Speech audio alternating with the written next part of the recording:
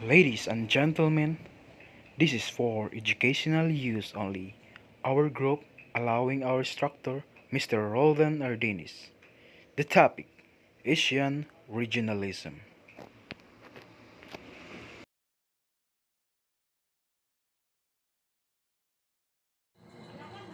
What is Asian regionalism? Asian regionalism is the product of economic interaction, not political planning, as a result of successful outward oriented growth strategies. Asian economies have grown not only richer but also closer together. Example for this Asian regionalism is ASEAN. ASEAN is one of the cornerstone of the Philippines' foreign and trade policies. This is manifested in the Philippine policy to promote a more peaceful, stable, and free Southeast Asia through the pursuit of different initiatives in the policy making, economic, trading, and functional cooperation activities. The purpose of the association are to accelerate economic growth, social progress, and cultural development in the region, and to promote regional peace and stability through abiding respect for justice and the rule of law in the relationship among countries in the region. Regionalism is a perfor- performative discourse. It seeks to achieve legitimacy for definitions of boundaries and to obtain approval for this definition in culture and political and popular and official understandings. Regionalism is important in Asia because it encourages local governments to pool resources, talent, and efforts. Collaborating in this way creates more effective planning that all governments, both big and small, can participate in. Globalized international communities are more willing to aid countries stricken by disasters. Regionalized areas does not get involved in the affairs of other areas. So, why is there an Asian regionalism? So, the center of gravity of the global economy is shifting to Asia, and the region economy is already similar in size to those of Europe and North America, and its influence in the world continues to increase. So, in many Asian countries, the cycle of poverty has been broken. In other, this historic aim is within sight. And Asia's extraordinary success has brought new challenges.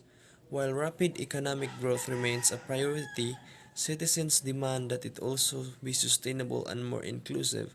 And Asia is now so important to the world economy that it must also play a larger role in global economic leadership. Regional economic cooperation is essential for addressing these challenges. What is regionalism? Defined as political ideology that favors a specific region over a greater area. It usually results due to political separation, religions, geography, cultural boundaries, linguistic regions, and managerial divisions. What is an example of regionalism? One important example of this phenomenon is regionalism, a broad term referring to political trends centered around regions or groupings of people unified around some common trait. Regionalism is a clearly identifiable political trend and one we can't ignore, but everyone interprets it a bit differently, so maybe it's time for us to address the elephant in the geopolitical room. By contrast, form regional organization. They form organization as way of coping with challenges and globalization. The advantages and disadvantages of regionalism.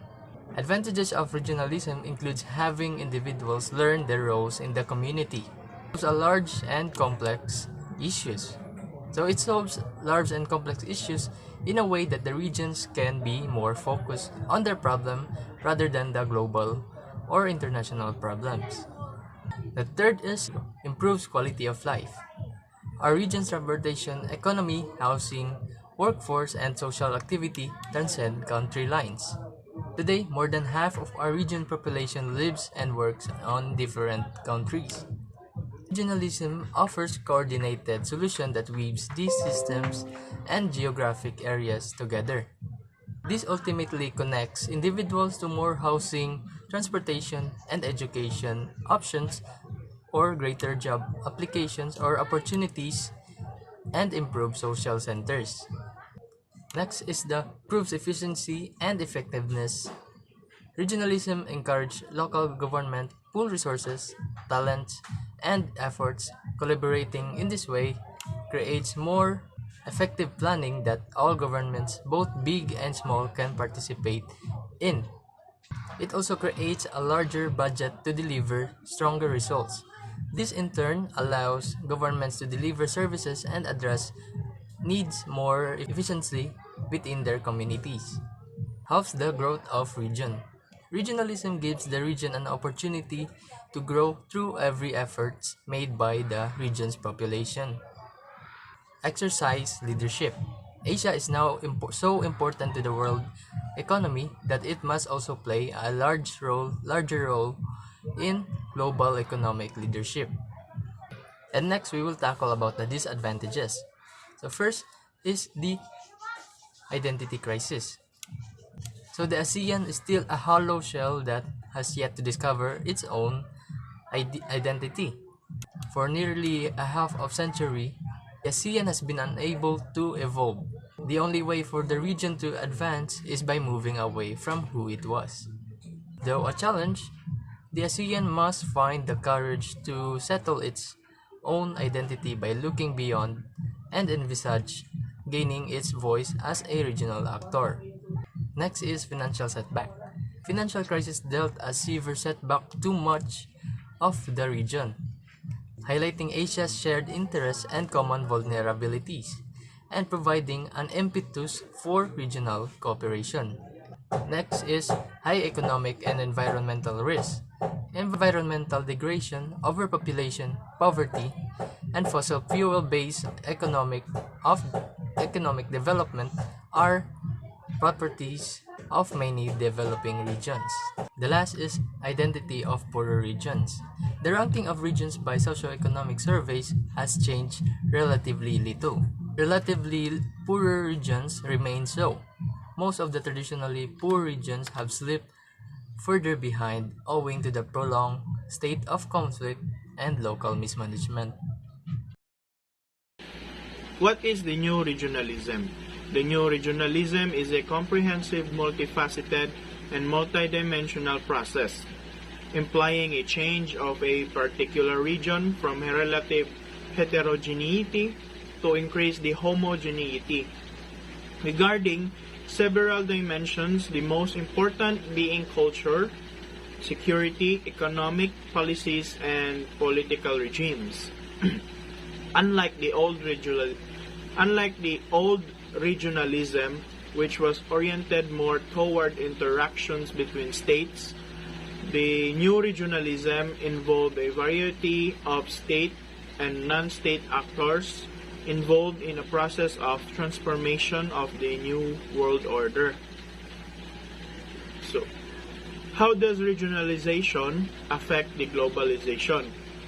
The effects of regionalizations are organized trading system. So with the organized trading system, the domestic products will rapidly grow. And lastly, with the effect of regionalization will also improve the provincials. Now let's talk about the challenges and the opportunities in regionalization. First is the challenges. With regionalization, it monopolized the system. And sadly, we can't offer any aid to another. It has less promotion when it comes to culture. And lastly, it has a less support from the national government.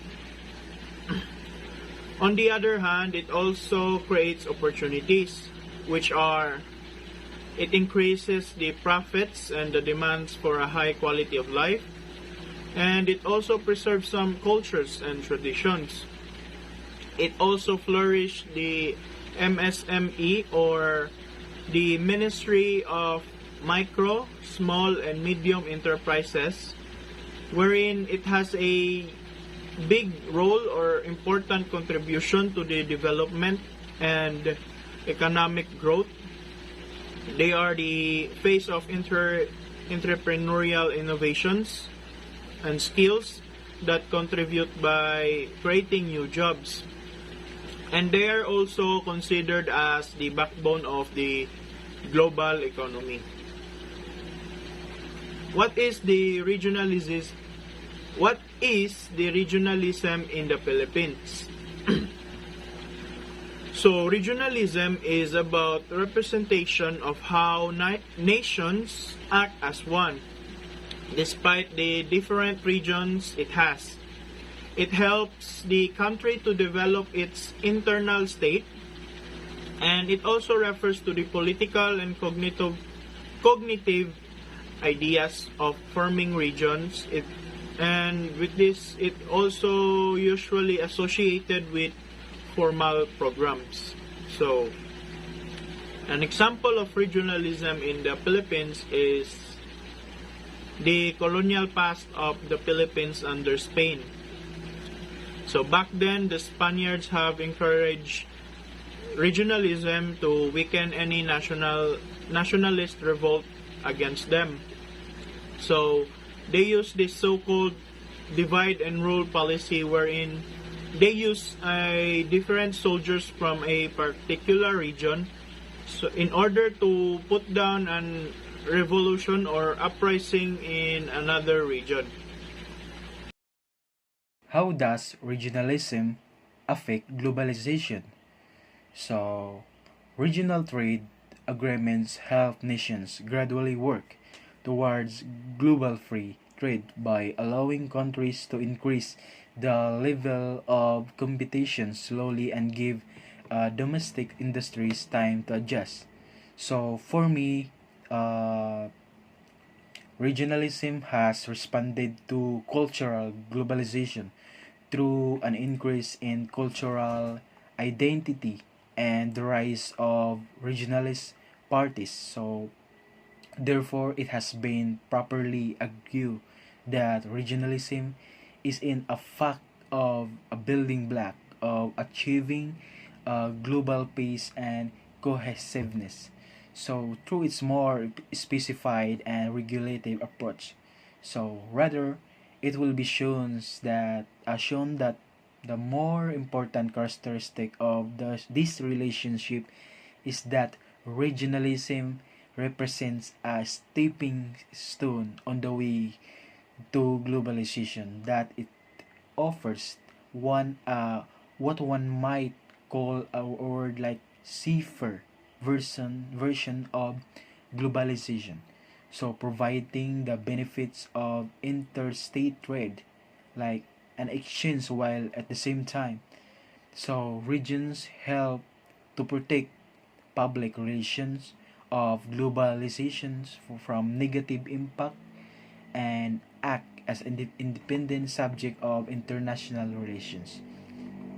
So they can be as a multipolar world theory, the theory of uh, the theory of large spaces, the theory of convergence, and the regional joint doctrine. So regionalism does not challenge globalization, so but rather regional cooperation is certainly a good preparation for an open international economy. So regionalism as a way station to globalization, and it also regards and is sending more and more center of the globalized economics and world politics. So, uh, regionalism, uh, regionalism is not only a way station to globalization, but its institution and regional economies can act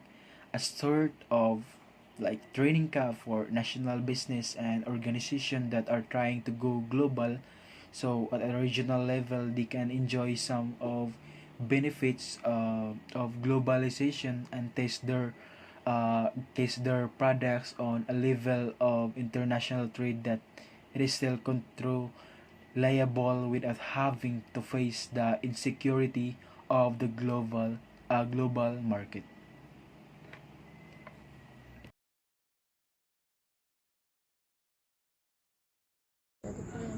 The difference between regionalism and globalization is that the regionalism is a strong feelings of pride or loyalty that people in a region have for the region, often including a desire to govern themselves.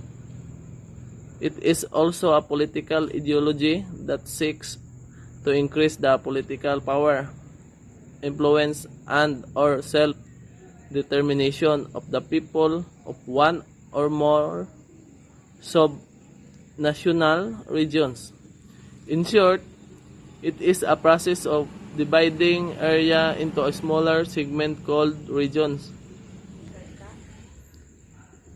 While globalization is a term used to describe how trade and technology have made the world into a more connected and interdependent place. Globalization also captures in its scope the economic and social change that have come about as a result spread of technology, product, information, and job across nation, which the people of the world are unified into a single society and function together. So the importance of regionalism in globalization is a purpose of regionalism is to replace the central role of the nation state in international relation by a region, obtained either by the fragmentation of the space of the state or by the unification of territories of several states. So that's all.